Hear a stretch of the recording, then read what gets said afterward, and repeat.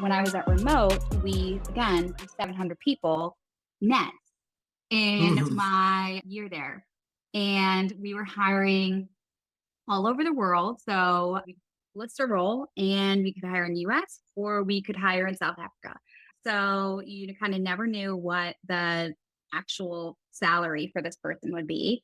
And we were hiring so many different people every month, as well as backfills, as well as new hire requests, et cetera.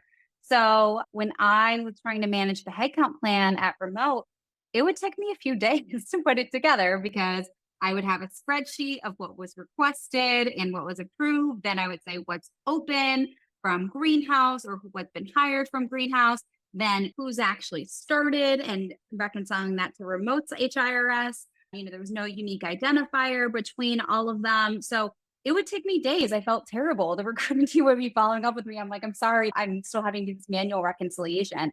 We were way overdue for a headcount system at that point. But I think if there's ever miscommunications between finance people team or even people recruiting team and hiring managers or finance and hiring managers, I think that is always a great time to get a tool in place.